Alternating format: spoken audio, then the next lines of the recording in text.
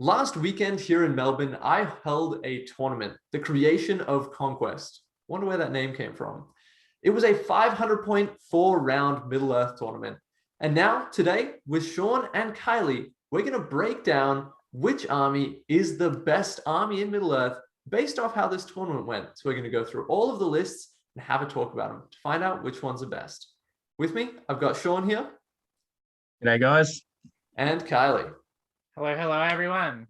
All right, so both of you, it would be an understatement for you, Kylie, to say you've won plenty of tournaments. Sean recently got a tournament win, so I like to think that we know what we're talking about. All right, well, let's jump into our first army list that we had here at the tournament. Now, the wooden spoon went to Alpha Mika, who was playing Lurtz's Hunters. Now, the key thing about Al's Lurtz's Hunters list is he didn't bring a drum. What do you think about that, Kylie? Does that list surprise you as I don't know. Like, I can understand wanting the extra 4 guys that you would get. About 4, yeah, about 3 guys you would get in place of the drum. But I don't know. That extra 3-inch move per turn, it's just too invaluable to give up. Like, if you come against a shooting army, or you get a scenario that you need to be super mobile in, or you need to get around the table, you're going to be hurting for not having that drum. Yeah, and Al got wooden spoon with 2 draws, which is pretty rough for wooden spoon to. That's very rough. So yeah, and first round he had a mirror match. It was Lurtz's Hunter on Lurtz's Hunters. No surprise, that was a draw. Yeah, mirror matches are really tricky to play. You basically have to. It's all about tempo in mirror matches. You have to get ahead of your opponent, because usually the person that gets ahead stays ahead in a mirror match, because there aren't many mechanics that you can leverage to get back ahead. And this will be a theme through the whole tournament, is that I think this being the first tournament game people played in a long time, time was a bit of an issue. So they didn't get to a natural resolution of the game. So maybe if it had kept going, it would have changed. But I think when I saw it at the end there, it was 100% a draw, and I can't imagine it would have changed with an extra 30 minutes. Yeah, I'm good friends with Timmy, who was on the other end of that game as well, and he was saying, it felt like he felt he had maybe a shot at a win if the game had kept going, but it was feeling pretty draw orientated at the place that it did end. Yeah, absolutely. Well, let's jump into our next list. Now, that was Adam Copeland playing Dunland, and this was a funny Dunland list. He had Theoden, of course. it was 3 captains, no horse on Theoden, 3 captains, and then just as many Dunlendings as possible with as many bows as possible, and 1 banner.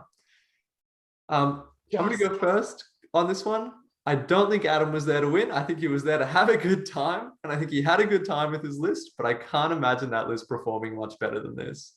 Yeah, I don't know. The lack of like adding any of the good stuff, like how much are like the named Dunlending heroes? They're not that much more expensive over and they are very powerful. I'm having a quick look at it now. 70 points, 65 points, 55 points for the 3 named Dunlending heroes. I mean, 60 points for the captain. I mean, 5 points for Frida is, I reckon, well worth it as just a straight up grab.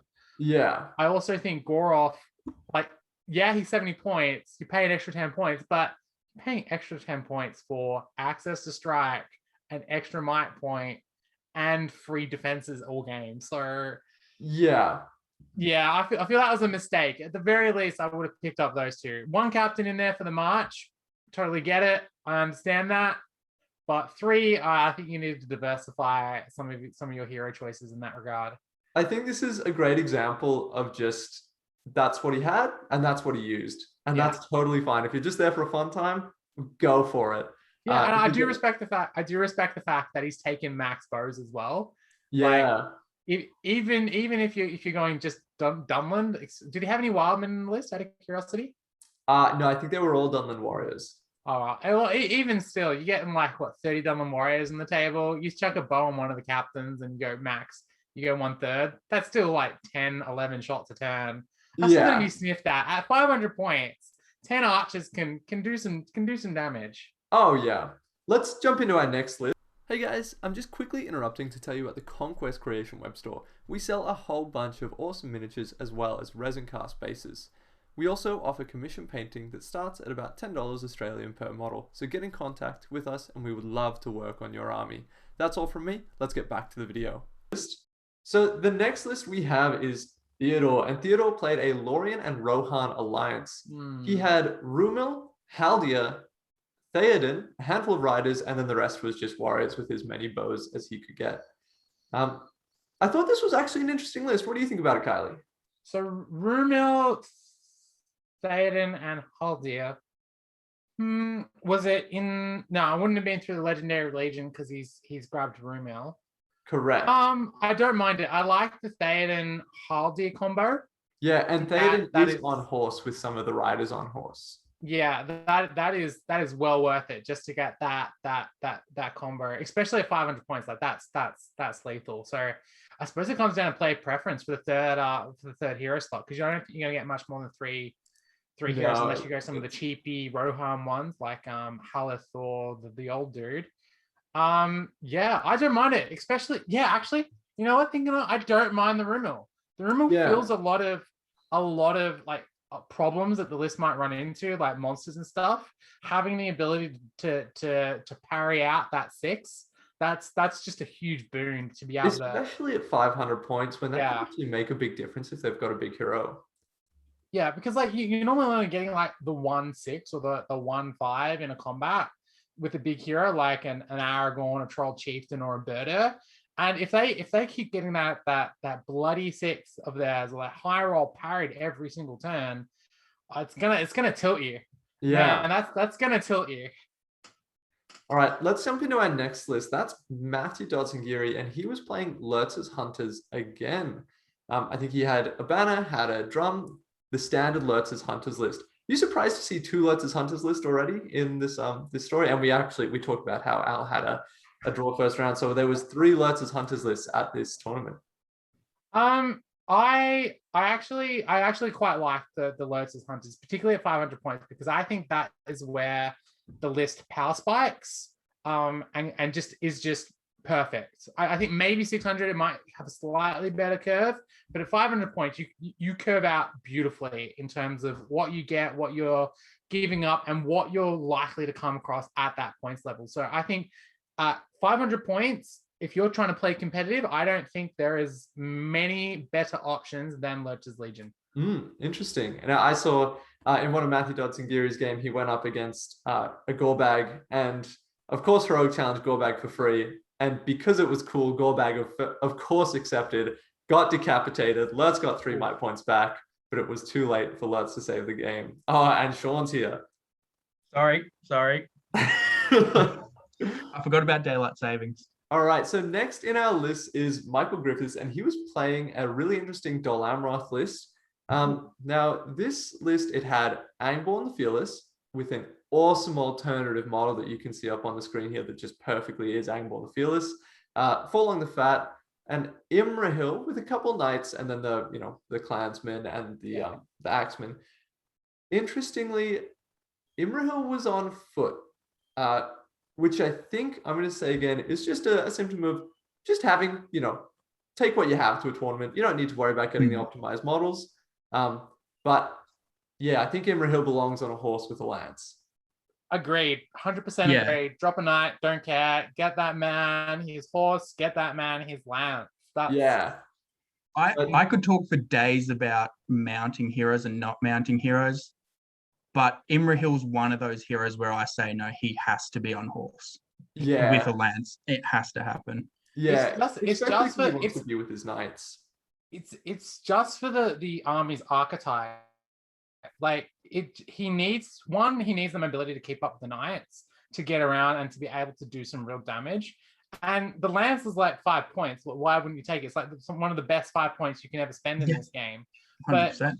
But for what the list does, you need him on horse. Like it's not even that hard. Like most Imrahils come with him on a horse anyway, most of the blister packs and stuff. So I don't know how he doesn't have one or why he didn't take it.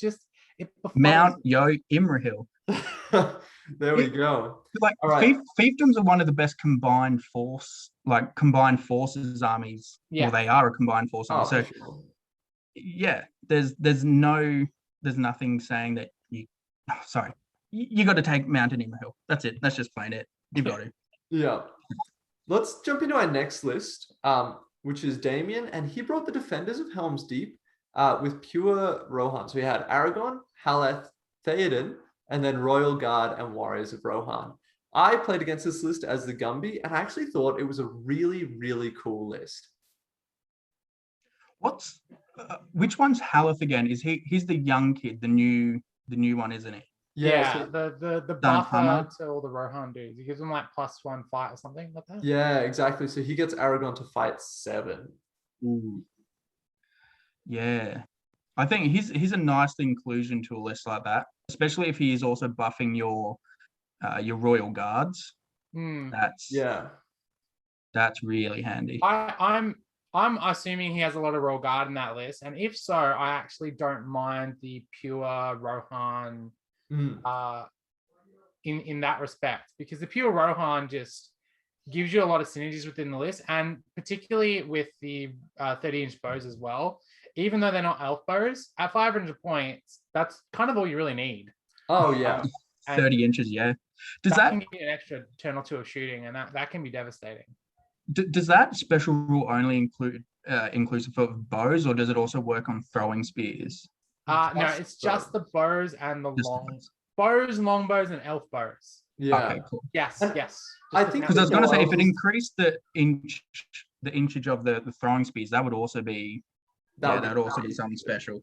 Yeah. Speaking of Rohan, I'm sorry if you can hear a cat in the background. Matt's cat is running around being very loud.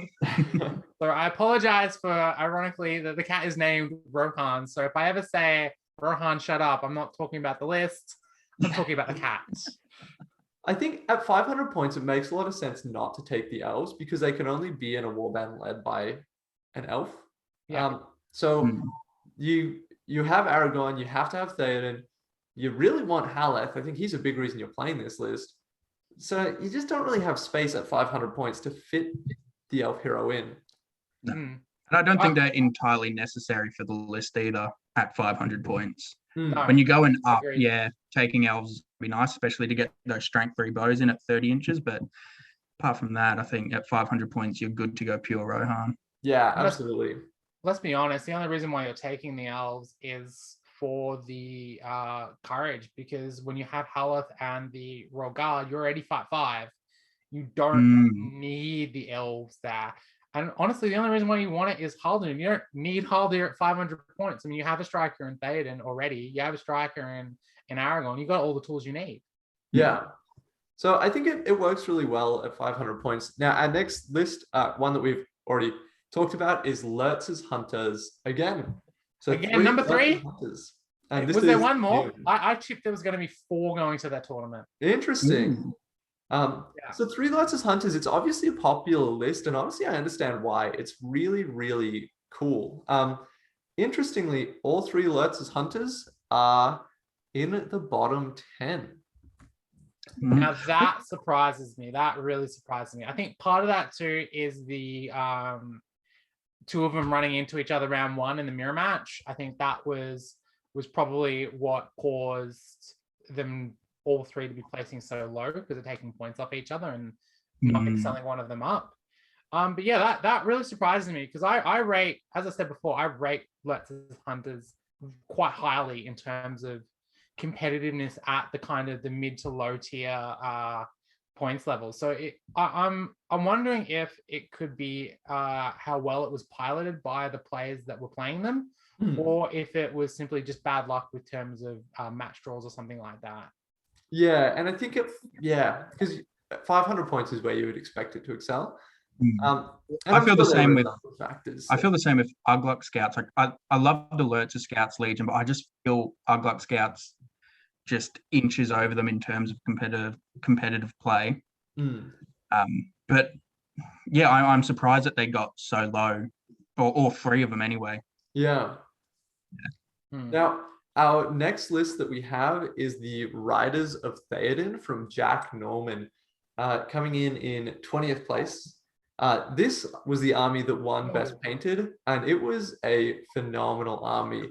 A great example of just painting an army kind of in a normal expected, similar to the box art color scheme, but just executing it really cleanly, and just all the shields had splashes of colors.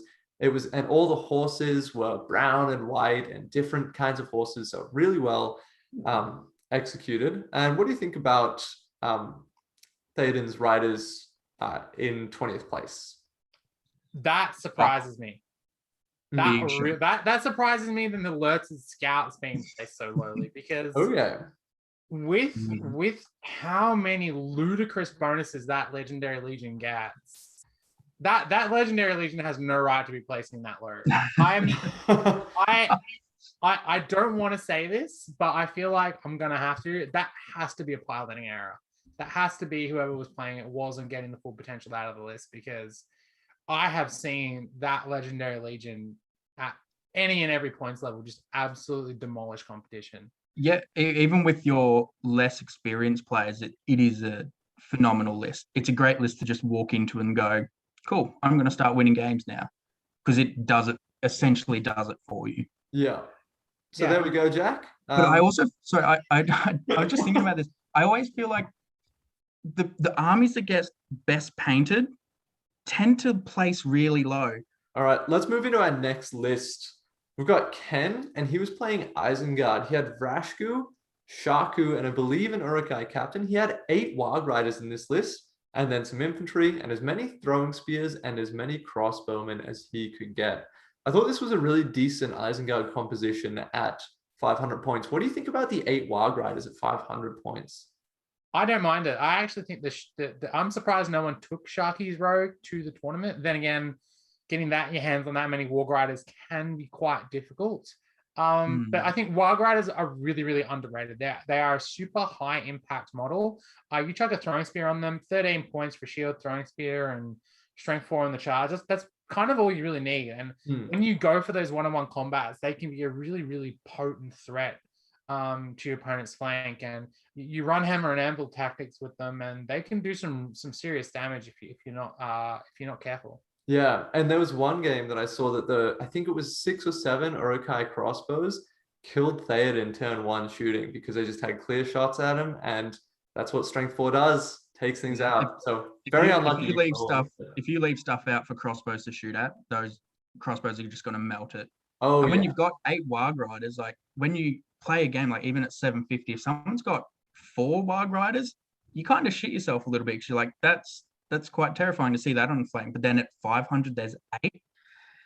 There's not too much you can do against that, really. And that sheer mass of crossbowmen with the Warg Rider throwing spears just puts your potential damage. It might not always pay out that way, but your potential to do just bang, there's 4 wounds, 5 wounds on your front rank. There goes all of your Khazar Guard, or suddenly, or there goes all your Black Guard or something like that. That potential can be game ending right there. You lose all your best troops in one thing, or you lose one of your key heroes. It can really be soul crushing. So you always have to respect, high strength shooting attacks coming at you, whether they be from crossbows or other sources such as, Troller and Throwstones or something like that. Yeah. How many crossbows was he able to fit in that list? That's a good question. Let me say 9 or 10 if he's taken orcs. Jesus. With Vrashku, yeah. Now, this next list, this is actually really embarrassing. There was a clerical error in entering scores. Now, I double checked. I didn't change anyone's win to a loss. Well, I didn't swap the wins and loss, but James Ridgewell ended up with 2 wins, but actually didn't win those games. So I kind of was like, oh, well, I can't fix that now. It's after the tournament, kind of a bit awkward. What should I do? And I decided, I'm just going to talk about it. When you're a TO and you're entering, the results of however many games it was, mistakes happen, and that really sucks. But yeah, thought I'd be honest with it, say it happened. Now let's talk about his list. Baku's Raiders. This list was hectic. Let me pull it up. It had, I think it was almost 40 models. 1, 2, 3, 4, 5, 6, 7, 8, 9, 10, 11, 12, 13, 14, 15, 16, 17, 18, 19, 20, That must be a lot of wild wogs then. Yeah, gotta be. Sorry, That's 34. 34 models, a lot of wild wogs. He used Fenrisian wolves from Warhammer 40k for his wild wogs, and they actually look really good. This army just took up space on a board. I would shit myself seeing that just being deployed on the board, just bang. What do you do? At 500 points, 34 models, wogs, Jesus, nah, I'm done. Thanks. Yeah. See ya. Yeah, like I said before, I was hoping someone did take it, because that's another one of those lists that's really good at 500. I'm glad someone did, because that thing is just, it's a scary list when you macro out that many Warg Riders. Yeah. You just get, let's jump into our next one. We had Rain, and he was playing Angmar. He had an interesting Angmar composition. It was Berder as his leader with a bunch of orcs. And he's got a banner in there. Then he's got a Barrow Wight, a Spectre, and the Witch King on horse. Now, the Witch King didn't have his crown. He was just budget Witch King. So what do you think about that? And a couple Wild Riders as well to round it out. So I thought it was a really well-balanced combined arms force. Yeah, tick, cross. The only thing I think he mucked up was not taking that crown.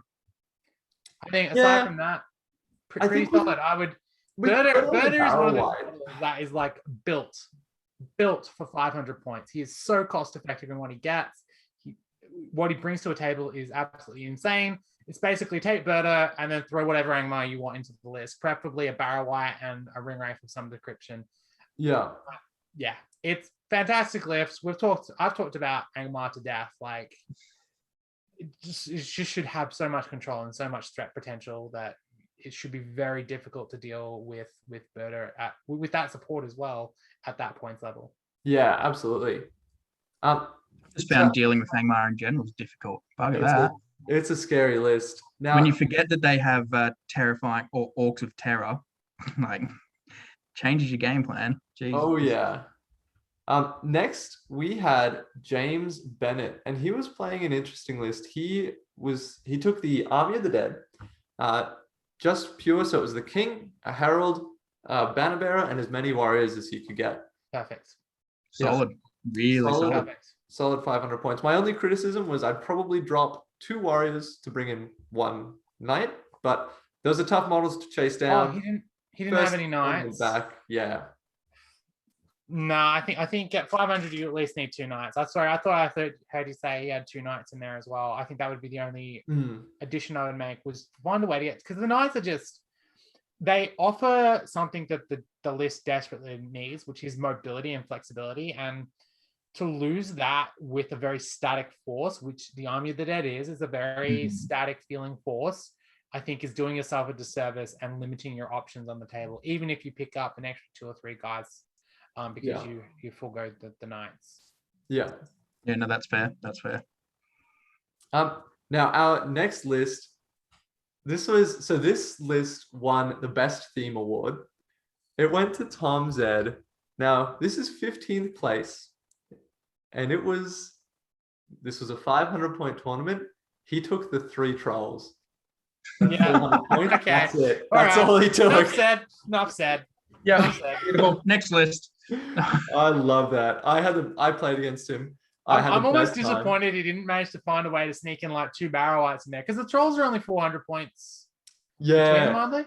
Yeah. But you want to get the campfire. And through the campfire, 2 Barrow Wights backing up those 3 trolls. Nah, this is a great list. I'm so glad it did as well as it did. That's so great. He was just there for a good time, and I think that's what he had. This isn't really anything about the list, but I just like people that come to tournaments with an idea like that. Like, I just want to take 3 trolls, or I just want to take Smarg, even though I'm sacrificing 200 points. Like, I love that idea. They're just there for a good time. Yeah. See what happens. Yeah. Would have loved what I was going to be taking to that tournament then. The triple Stormcallers and the Caliborn and Rimmel. Would have had some fun with that. Now, our next list was played by Nathan S, and he took Azog's Hunters. He had Azog, he had Fimble, he had 5 Felwargs, and then Hunter Orcs. I played against this list. I was the Gumby, so I played against this list. And Oh boy, did it hit hard with Azog on White Warg at 500 points. What do you do against it? I'm surprised you took Azog.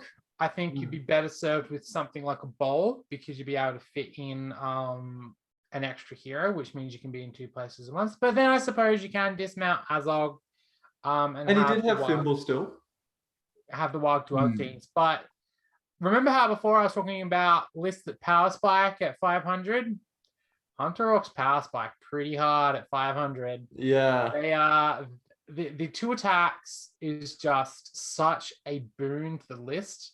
And once you've teched in that annoying Thimble at 5/5, add in a Bolg and a Captain. There's not much you can do to stop it at 500, save for making us some crazy shenanigans. Because when you get that much attacks down on a table at 500 points with some decent shooting to back it up too, because you are Hunter Orcs, you do get 50% bows, it can be a very, very difficult list to have to deal with. And can we talk about Thimble for a second? Oh, please. 65 points. I think 65 points. 60 points square on Warg.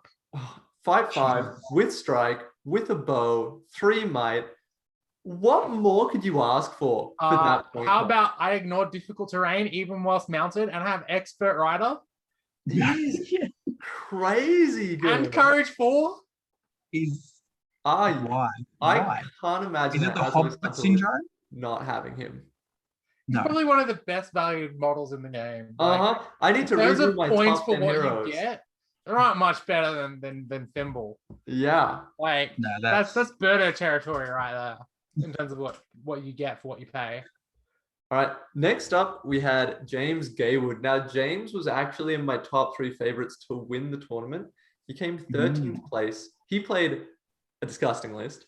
It was. As he always does. Oh, as he always does. So I'm glad that this list didn't perform, but I was expecting it to. Now, he played Angmar. He took Birder and a Shade, and I believe an Orc Captain with a few Spectres. What do you think of that composition? I mean, 500. Wait, just that? No Orcs or nothing? Oh, well, he filled out the rest of his army. Okay, all right. I was going to say, yeah. All right. Well, how do I feel about that? I feel that he probably didn't need the Shade. I'm surprised he took the Shade. The issue I have with the Shade at 500 points is it leaves you open to some very particular armies that can hard counter you. So yes, if anyone had taken Wood Elves or mass throwing weapons and he had drawed them straight up, he would have been in some serious hurt, because as great as the Shade is, it is a multiplier effect model. It makes your stuff better, but it doesn't put more stuff down on the table. So when you start losing too many of your guys, especially at low points, that hurt that you get, that recoil effect from losing those models is twice as worse, because you don't have the models then to take advantage of this multiplying effect that the Shade gives you. It's kind of like multiplying by 0 or by 1 or by 2. It's not as effective as if you're multiplying by, say, 10 or 15. Yeah. Now, the Shade is obviously a massively popular unit, particularly in Europe. And everyone always talks about how good it is. I don't think it's that good, because if your opponent knows what they're doing, you can just avoid the Shade. Yeah. It's not that easy. Yeah. But when they're spending 100 points, even if you avoid it a little bit and it's not getting its value, it's just not getting its value. It's that simple. There's a reason why it works well at large points and not so great at lower points, because it's too susceptible to counters, and simple play patterns and simple strategies can just absolutely muck it around. Yeah, exactly. Totally agree. All right. Next was Paul. Now, Paul had a pretty interesting army. He was playing Dol Amroth. Sorry, not Dol Amroth. I'm seeing a lot of doubles here on army lists. Like, this is like a third Dol Amroth. We've had 2 or 3 Angmar. Now, you might find this one controversial. He, again, took Imrahil on foot, but everything was on foot.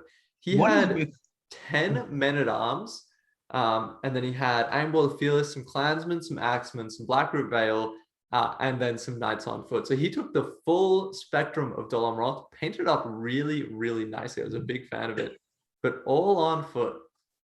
I just feel with Dol Amroth, in my mind anyway, I've never played Dol Amroth, but in my mind, when I think of Dol Amroth, or when I build a Dol Amroth list, like I've mucked around with it a bit, the first thing I do is Imrahil on horse, lance and whatnot, and then a few knights.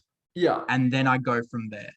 I've never considered just an all foot Dol Amroth. I've thought about, taking men at arms and knights of Dol Amroth on foot, but there's always that warband of whether it's 4, 5, or 6 mounted knights. But it's quite interesting. Yeah. So good on him for doing it. I can see where he's going with this. By going all infantry, you're basically increasing the amount of models you can put on the table. So you're giving up your anvil for solid front to back shield wall shenanigans. And honestly, it's probably better to play Dol Amroth at 500 points in this style than it is to play, say, an Easterling army or a Minas Tirith army, because you have a higher fight value, you have better other tricks up your sleeve, whether it be the broadswords, the Black Revel archers and stuff. I hope you took the win here in the list. I don't mind it. I don't prefer it, but I don't mind it. And I can see what he's trying to do with the list. What do you think of taking Angbor the Fearless as your one hero next to the Prince Imrahil? Instead of Prince Imrahil, or so Prince Imrahil and then Angbor the Fearless is your second choice. For the auto pass courage, yeah. I've said to a few players that you pretty much always need March in your Dol Amroth list. So when you're playing at that 500-600 point level and you're limited on 3 warbands, you basically have to pick between Angbor and Dwinhir, because Dwinhir is his threat that he can provide with his Black Revel archers is too good to pass up. But if you're going to pass it up, passing it up for auto pass courage is a worthwhile trade. I wouldn't go for the axeman for it, but choosing between a really good block of the clansmen and a good block of the archers is down to player preference. And I think they're both as equally good as each other in terms of what they bring to a Dol Amroth army, particularly an infantry army as well. Yeah. Now, our next list that we had was William Brown, who said he was a fan of the channel. So that's awesome. Shout out to you, William. And he played a Isengard list, and it was kind of just a classic Isengard list. We had Lance Mauher and Ugluk, but he went with the fighting Uruk-hai. So he had a big block of Uruk-hai pikes with shields. He had some scouts with the movement upgrade from Mauher and a banner. I think this is just like a classic Isengard list that you would have seen this all over last edition. So it feels like it's almost a retro list, which sounds kind of silly. Jack of all trades, master of none. Some berserkers and some crossbows in it? He didn't have berserkers and crossbows, and once again, that might have just been the models that he had access to. But I still think this comes out as a decent list. I think berserkers and crossbows would make it more powerful, but I think it still comes out pretty competitive. Isengard pike block in general is powerful. As I just said before, what is it? Jack of all trades, master of none. Really, that Isengard list. You are missing out when you don't have berserkers. Even 2-3 berserkers would be nasty in that list, and a few crossbows would be nice, but I don't think you need the crossbows with Isengard, but not at 500 at least. But it gives you more tactical options. I think I'm surprised where did it place, out of curiosity? That one placed 11th, so that was 2 wins and 1 draw, which is that's a decent tournament result. If you're coming out with 2 wins and 1 draw from a 4-round tournament, you got to be pretty happy with that. Honestly, I think that was probably player skill. I think that was all player skill that got him that far, because one of the interesting facets about Tin Can Isengard is it rewards really good strategic players. If you know what you're doing and are playing a really strategic game, they will reward you with that because they're so damn reliable and they will get the job done. So kudos for getting 11th with that list. That is a real solid effort, and I'm a little impressed. Interestingly, he went, so his scoreline was really flat. He went 6 victory points win, 5 victory points win, 5 victory point loss, and then 6 victory point draw. So it wasn't winning by big margins, but just enough to be in the fight. So it looks like he had 4 pretty close games there, which is, I mean, that's all you could get out of a tournament. That's perfect. Yeah. All right, let's jump into our next list. We had Nathan Rhodes playing Farharad. Now he went hard on the Farharad, 6 half trolls, and I think it was 8 raiders. Jeez. I don't know about those ratios. Did he have any like basic Harad in there allied in, or no basic Harad, all Mahud. This was actually a 3D printed army, which I thought was a king, a tribesman, I reckon, 2 tribesmen. Yeah, 2 tribes masters. So it was 6 raiders and then a chieftain on camel there. So he basically just put a freight train down on the table, but the freight train was built out of paper. He said, "I want to kill everything, and I do not care about anything else." Yeah. Look, I'm a big aficionado of the Harad. The Farharad. I don't mind the composition. I think there's just a tiny bit too many half trolls in that little contingent. I think dropping 2 of them and grabbing an extra 2 camels would have been a better play, because the camels are the power of Farharad. Like, as good as the half trolls are, they're there to soak damage and be a reliable front line. They're there to be the anvil. Your camels, however, are your everything. They are what we do games. They are what absolutely punish players. And kudos for him to taking how many did you say? 6? 6, yeah. 6 in a hero? I would have taken 8.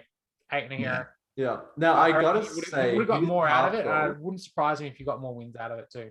His half trolls, he did a conversion on them where instead of having little clubs, he just put big like mace heads and axe heads. And normally I'm not the biggest fan of just making weapons really big, but it just worked so perfectly on these models. Really, really liked that. They're pretty burly models. I'm happy you got 10 to that. Yeah. That's a solid effort. Harad, I love my Farharad. All right, let's jump into our next list. Now, this is David. He's a very prominent player in the Melbourne community, and he played the Return of the King Legendary Legion. So just solid all around. Return of the King Legendary Legion, crazy models. Didn't use any, like he used Aragon, and then he actually used Age of Sigmar chain rasps for his armies. This is a super unique army. It was kind of like if the Army of the Dead was evil instead of being good guy. Yeah, and he had the Queen of the Dead instead of the King of the Dead. He used the Briar Queen model for that. Yeah. Honestly, I really like the idea for his conversions and what he did to make the list. I thought it was a really unique take on Army of the Dead.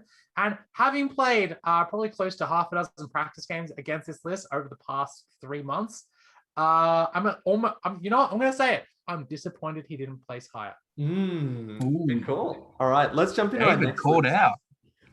Sean, you're going to be a fan of this one. This was James Stevenage. And my boy played. Now I don't have it on record if it was the Legendary Legion or not. I think it was not the Legendary Legion because he had too many Woses. He had Gunbrigan, a bunch of Woses, and a Theoden with a couple riders. I loved it. So cool. Back in the day, I remember running Woses and Eagles, and then for one tournament, I decided to bring in, I think it was Theoden and like 5 riders, just because why not? Because reasons. But back in the day, I feel like Woses were a lot better back before the new edition. They were 2 points cheaper. They were so dumb back then, like incredible. I remember going up against Khazad-dûm and just destroying them with the blowpipes. But great job, James. Like, yeah, done well with Woses. So 8th place, 3 wins. Thought that's pretty good. 8th place. I reckon he would have got at least 5th if he had taken that Legendary Legion. Yeah. Honestly, because that Legendary Legion is busted. To be able to win roll-offs on a 3+ rather than a 4+ is just that's cash money right there. Let's jump into our next list. This was Christopher Cousins. Now, we had a award at this tournament for the most unique army. I just want to encourage people to do different things, do cool stuff. And Chris Cousins' army just exemplified that. It was Shelob, Gorbag, a ring wraith, so not the Kirathungor Legendary Legion, some Black Numenorians. The reason it was most unique is he went for bright blue and bright red on his Mordor. Looked so cool. Never seen anything like it before. It was very cartoony and a bit artistic, but really worked well. It was really well done, and came out with 3 wins with that. Any surprises seeing Shelob win 3 games? Nah, especially with the ring wraith support. That's one of the things with Shelob and foregoing the Legendary Legion. I actually think the Legendary Legion in this case would have possibly allowed him to do more with less, because animosity, it really is that good. That special rule that the Orcs and Uruks get when they're fighting in combats together is just bullshit, having played a couple of games with the Legendary Legion. But that said, the ability for Shelob to insta-gib things with a ring wraith is off the charts. Yeah. Pick that ring wraith on a horse and use them as support. Just enables Shelob to do more and be the kingmaker in the list. If you can get that Shelob into key targets with a transfix, stuff's going to die. And the great thing about the ring wraith is it prevents stuff from counter engaging you as easy as you normally would be able to because of that Neg 1 Harbinger. Yeah, and Shelob's got to be up there in the best monsters in the game, no doubt. She just adds one of the so best much. cost-effective models. Like that's all 500 points is. To be perfectly blunt, 500 points is all about getting those cost-efficient models, which is why we're seeing a lot of these, Shelob's Birder, Shelob, Birder, the Rohan models. Like they're just so damn cost-effective. So being able to get these really high cost-effect models into the game is really important at 500 points. Yeah. Now. Next on the list, we have Jude Lowe. Now, Jude going into the final round was in 4th place.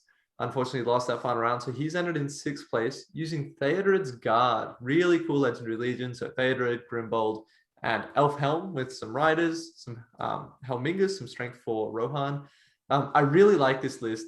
I think it works super well at 500 points. It's really cool, really thematic, ticks a lot of boxes for me. What do you guys think about it? I love the list. I have been playing against this particular list probably every single Thursday night for the past 3 to 4 months. Like since before Christmas, kind of. That's how long Drew's been practicing with this list and getting his head around how it works. So I was super happy to hear, like going into the last round, that he was top tables, like having a crack at the title, and was like so disappointed when he failed to make the mark as well, because honestly he put in the effort. I felt he deserved it, and the list is pretty damn strong. It takes some serious skill to pilot. You have to know every little intricate detail of the list to get the pieces moving, get the ball rolling, and get the working parts together, actually doing what they're supposed to, because the list is powerful, but only if you know how to use it. All right, let's jump into our next list here. Geordi Moss. Geordi Moss came 2nd in Best Painting, I believe it was, playing another Farharad list. Now, Geordi and Nathan had very different theories on how to build a Farharad list. They were about as different as you could get. So Geordi went with a king on camel with the full kit, and then he took a full warband of Mahud with spears and blowpipes and 1 raider. Then he also had a tribes master, and then Geordi took in Suladan with 6 serpent guard. What a great addition to a list from a competitive sense. I don't mind what he did there. The amount of blowpipes you have got at your disposal is pretty good. Suladan is a fantastic ally to Mahud, because it gives Mahud something that they desperately need, which is a good fallback banner. Even the Mumax that you can get with Mahud aren't that good at being a leader, because 1, the Mumax takes away everything that's good about the Mahud list, and 2, when Mumax die, the commander on top usually dies as well, even if you've got the fancy dude on the front. So taking in a tech Suladan is a really, really, really great choice. I love the spear edition too. Honestly, I think maybe even a vanilla Suladan ally, and then using those serpent guard that you could have had for like more raiders or something like that could have been cool. But knowing Geordi as a player, I'm not surprised he did as well as he did. And beautiful army. He did like Mars red dirt on the ground, and then the Mahud were super desaturated but with purple cloaks. Looked really, really cool. Lucky he only came 2nd in the painting, because if he had won that, he wouldn't have placed as high. So. Exactly. That's true. All right. Next, we had Sean Copeland coming in 4th place. So he lost round 1 and then had 3 wins from there. So did pretty well. Now, his list was a combined Mordor list, or it was a combined list with Mordor. So Sean had an interesting list. It was primarily Easterlings. He took Amdo on horse with a little 12-man phalanx, took 2 cataphracts, and then a 3rd cataphract with a drum. Phenomenal inclusion. Then he had Gorbag with a warband of Morannons with a banner. I'm not surprised that this list did well. I think any Mordor list with Morannon orcs is gonna do well. They're a solid unit. Like, to be blunt, stock standard Mordor. Yeah, it was over 50% Easterling. I think the Easterling drum in this list really makes a lot of sense. You pay 15 points for that upgrade. And your Easterlings are moving really quick. Doesn't apply to your Mordor, which isn't great. Yeah. I mean, the mixed arms force is kind of, for me, it's a bit whatever. But honestly, I'm not too sure how I feel about the list, because my head's telling me, oh, you probably could have made this more efficient. But at the same time, if you know how to use combined arm force and make sure that one force is not being picked on, you can do a lot with it. And it was interesting. There was one game that I saw where his Morannons had been just absolutely attacked by the enemy. I think this was against Alertus Hunter's list. So all the Alertus Hunters went after the Morannons, and the Morannons died slowly enough that the Easterlings were able to catch up, get around behind Alertus Hunters, and just kill them all. So, well, that's what you would use them for. How I would use them anyway is those Morannon orcs are just there to be swamped. They're just there to hold a line essentially, and then your Eastlings are going in and mopping up the rest. Yeah, I concur. I would have gone, if I was playing against this list, I would have gone the opposite. I would have headhunted the Eastlings early, got rid of them off the table, because their ability to pass courage tests and move around the table is way more important at the end of the game than it is for the Morannons. And the Morannons are more likely to run. It's how you fight a mixed arms force. You take out the vulnerable part of the force first, or the part that's going to be scary in the late game. Then you just walk over the poor late game models at the end of the game. Yeah, and the idea of having a war drum that doesn't affect all your troops is actually a really interesting one, because you can say, well, you can come to me and some of my guys can charge you, and the rest of them are going to wrap around the sides. That's actually a really good point. Did you know if he actually managed to employ that strategy or that little trick during his games? Because I can see that being a big factor in how he was able to place so highly, like pulling off that little trick of damned if you do, damned if you don't. Because if you get in that situation, it can be very hard to make a judgment call as an opponent. Yeah, I did. That's how I've been playing my Uglut Scouts recently. Is I throw in my orcs instead of trying to get that animosity. I throw in my orcs and then war drum and use the 8-inch movement plus the war drums, whatnot, just to come in around, and then you get the animosity from that.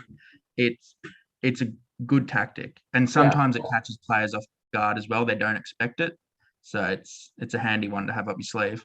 Yeah, absolutely. Now let's jump into our next list. This was my boy Ned Kyle. He's been on the channel before. And yeah, 3rd place from Ned. I was impressed. The man did well. He had 3 wins and a draw. Now, he had a list. I can't decide if his list is filthy or not. It might be a little bit. So he took Minas Tirith, had Faramir with a full kit on horse. He had 5 knights with him, some Fountain Court guards, some regular warriors, another Minas Tirith captain. And here's where things get gross. Gwaihir. Oh, this is the guy that brought the eagle. Yeah. All right. Now, David has a really interesting thought process for taking big stuff at low points. The idea is that no one's going to have anything that can adequately deal with this model. Therefore, I'm going to take it. So I can see where this guy's got this idea. I was like, 500 points. No one's going to have anything that can deal with the Gwaihir. It's defense 8, 3 wounds with 3 fate. Good luck with that. So I can see why it did well, but man, it's going to take some serious piloting to get the use out of that Gwaihir. What else did he have in your list besides the knights and the Gwaihir? Some Fountain Court guard and some regular Minas Tirith warriors. Yeah, so really classic, high durability, like just models that can buy time for Guahir to do Guahir things. So I think he made a solid 375 point ministerials list and then added Guahir. Yeah. It's pretty good. I think Guahir's 150 now, so 350.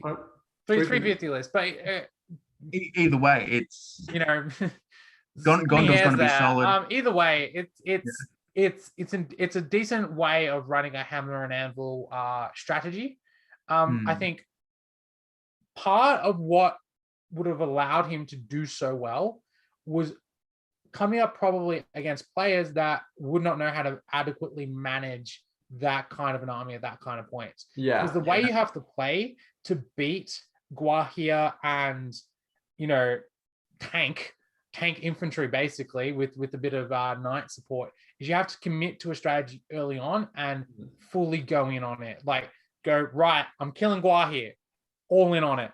Yeah. Constantly go in, strikes, throwing the two-handed piercings, throwing your coup de grace models in there, getting as many guys in, just Hail Mary for courage just to get more guys in and try and kill Guahir, or pick on one of the other forces and try and buy time against Guahir, throw in your defensing up hero, sack one guy a turn into Guahir and shield and hope to buy an extra combat or two.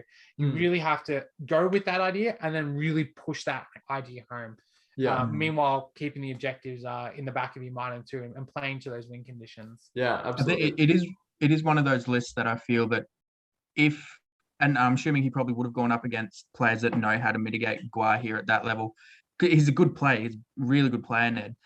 But it's one of those lists that if you're going up against someone who can or knows how to play around that Guahir, your list will struggle a bit. But you do have your tanky Gondor, as Kylie was saying. Tanky Gondor will mitigate your issues even more so. Yeah, and I'm so glad that Ned got up there in the tournament result, because I remember playing him when he was first getting into it. He just got these new models that weren't paid, and I was like, oh yeah, this guy's new. He doesn't know what he's doing. Smash. I remember Ori versus the Dolamarov Knights and just taking out all of them. And then a little while ago, I had him on the channel to play, and I was like, last time I played him, it was easy, and then I was like, this isn't going to be easy. It sounds like it's a wargamer coming into Lord of the Rings. So they've still got the wargaming part of their brain wired. So there's not much rewiring that has to go. It's just getting used to control zones, heroic actions, and stuff like that. I've seen the phenomenon a few times with other wargamers coming into Lord of the Rings, starting off really poorly because they're expecting it to play like a 40k, a fantasy, or any of the other skirmish games, and then going, oh, this is not like any other wargame on the planet. This is totally unique. All right. But once you get your head around it, your old school strategies of like hammer and anvil, refuse flank, all those kind of classic strategies that you normally would employ in a war game, you can recreate in Lord of the Rings. You just have to do it differently. Yeah. All right. We ready to talk about second place? Let's go. Hit me. So, Goblin Town, Goblin King, Grinner, 2 Goblin Captains, Golem, 56 goblins. What's missing? Perfect. Don't bother with the scribe. It's a liability at 500 points. 2 might points is way more important. Interesting. Macro out those goblins. Oh yeah. Now, perfect. I talked to Sheldon earlier today about this, because I talked to him at the tournament. I was like, man, you're doing well. Every game I play with my Goblin Town, I either just win or just get annihilated. I've not got any luck with them. And he's playing it differently to how I was doing it. I was always taking Mercs. I was always taking the Scribe. So I think the fact that I was losing with Mercs and Scribe and he came second place, just straight up Goblin Town, is really interesting to me. Speaks words, With 56 models, you can pretty much swarm the battlefield enough that you can get your stuff where it needs to get by the end of the game. You bring in the mercenaries and the scribe at the big points level, where that luxury or that ability to get your models where you need them is heavily diminished. Because your opponent has other shenanigans and stuff like that going on. So being able to recognize that you don't need those models at that points level is actually quite smart by him to recognize that.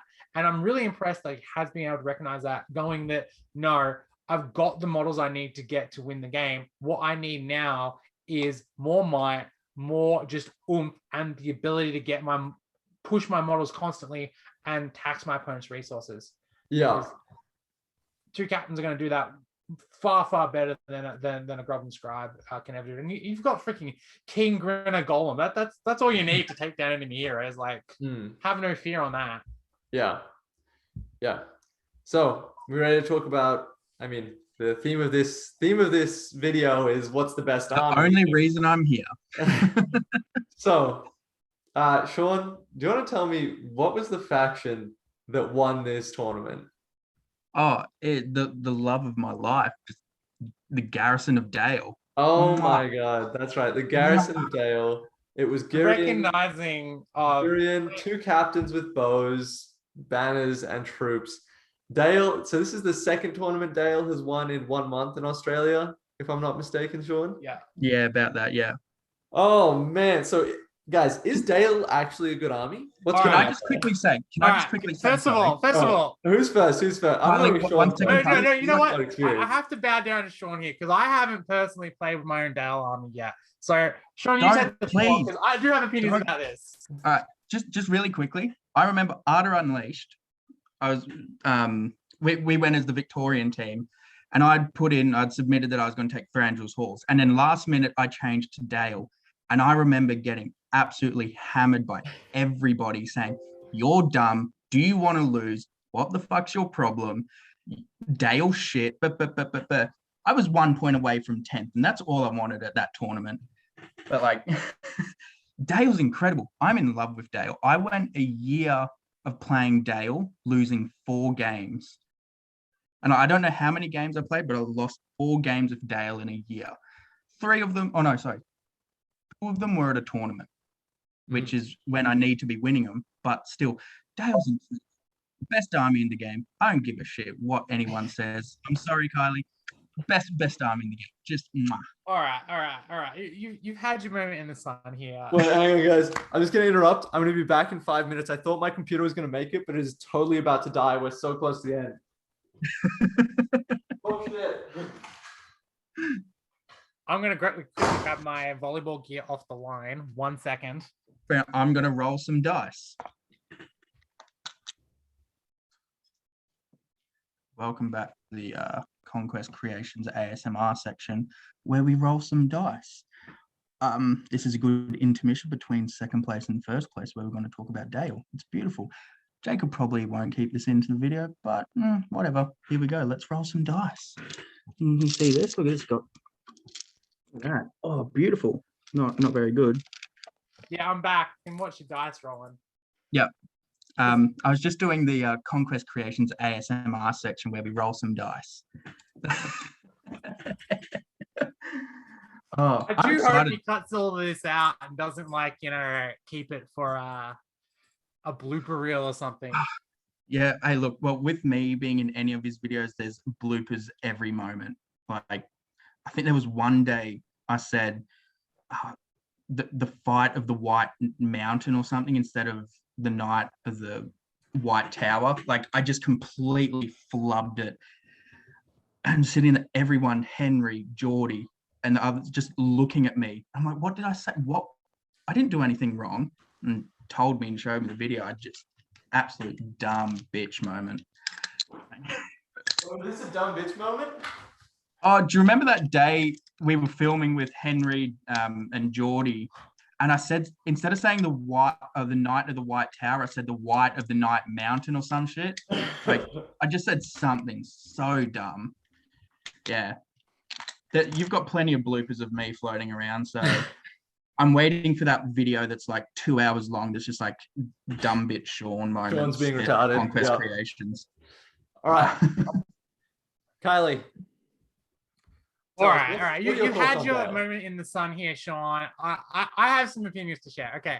First up, hats off to Joshy, because piloting Dale is not an easy army to pilot. Well, it can be and it can't be, but you need to know what you're doing on a macro level with Dale to really be able to win games. And Joshy learned that over the last couple of months. I have played Josh 3 or 4 times against his Dale, prepping him for this tournament. The hilarious thing is he didn't win a single one of these practice games. He lost every single one. So for him to go back into the tournament, take everything, take all these ass whoopings from me before the tournament, and then win it. I mean, there's no better feeling for a teacher or something like that. For sure. To watch your Padawan go out in the wild and become a full-fledged knight. That was really cool. But earlier on, I mentioned about recognizing which armies and which models are really good value and power spike at certain points levels. Dale power spikes at 500. That is the points level where they are at their absolute most powerful.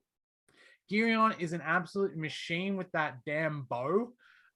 You've got really decent, not even decent, above average troops that you can macro out, getting like something like 30 plus of them onto the table, and some decent captains with some might.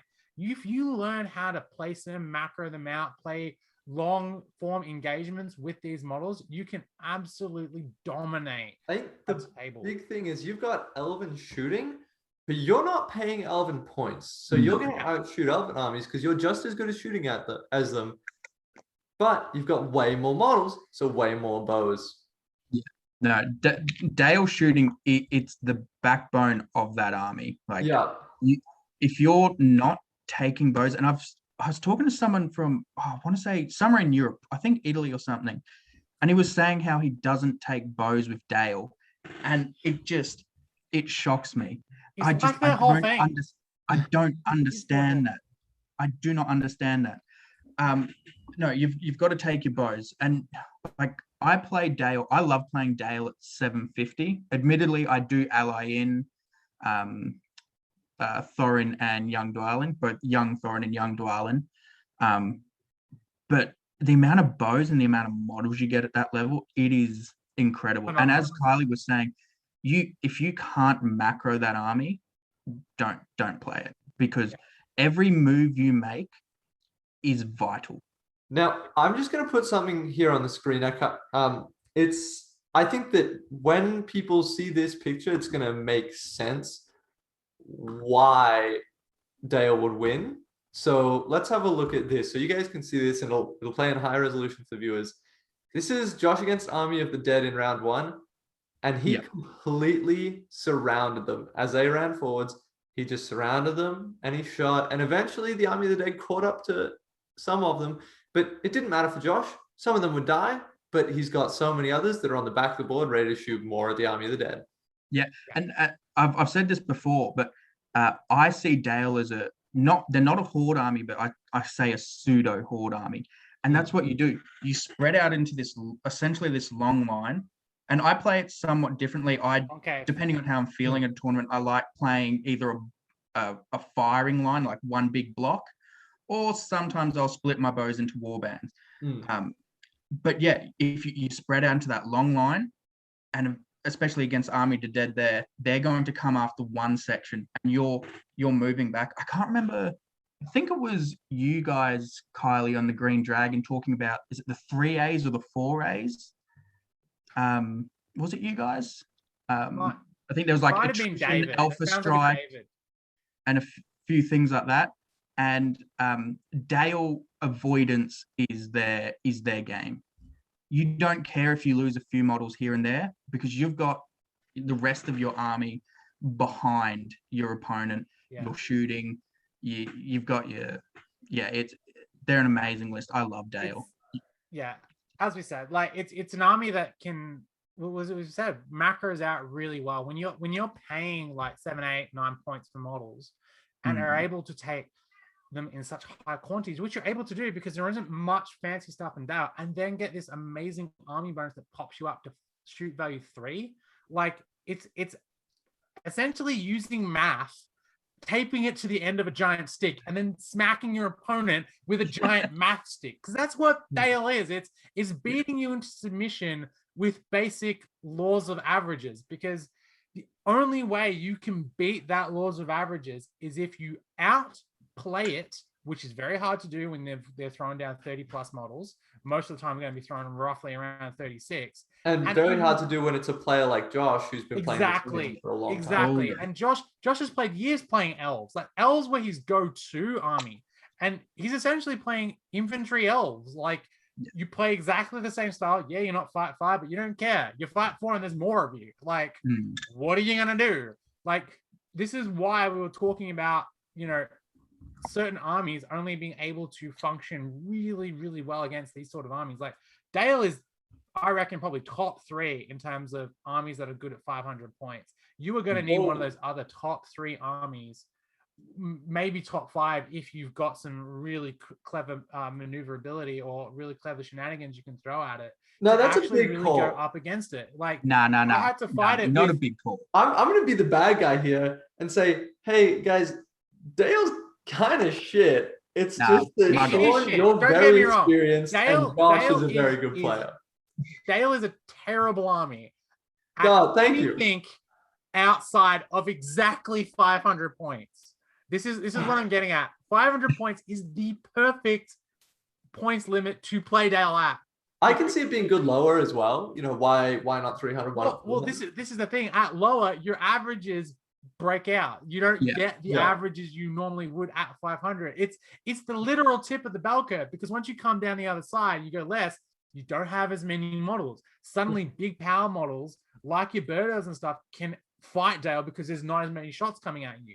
But when you go higher points, Dale doesn't have the tools to suddenly deal with, someone throwing 60 goblins at your face or running 3 mega heroes at you and just chopping through your entire army because they don't care about shooting. Or they have like a Galadriel or a Shadow Lord on the field. Well, that's exactly why you get to 750, or you get to like that 600, 750, and then you start going, okay, I need to start bringing dwarves. And that's literally what happened. I was building this list. I got up to 500. I'm like, this is incredible. I went up further to get to that 750 and started thinking, nah, this is not, it doesn't look good on paper. It needs something else. And that's where you start bringing in dwarves, and that's when it starts peaking up again. At 1,000 points, this is huge. This is huge. But at 1,000 points, when you've got Dale with all your bows, I think it's like 15 shots. That's including Geary, and if he does get his all 3 shots per turn, 15 shots, and then Grim Hammers with throwing weapons, and that front line of defense 7, it's dumb good. So there we go. You've heard it here first. Conquest Creations, go buy a Dale army, because apparently justice for Dale. The best. I couldn't next 500-point tournament. Good players have used it, but I want to see results from European tournaments, and I want to see Dale being used. It's gonna happen. All right. I hope it happens. Well, it will. Just remember, guys, if you want to see Dale in action, there's at least 2 battle reports with Dale on the channel. Check it out. I think they will potentially support it being good. I stand by. Don't watch the Moria one though. But yeah, that's what we have for you today. Go buy a Dale army. Thank you for watching, and until next time, enjoy wargaming.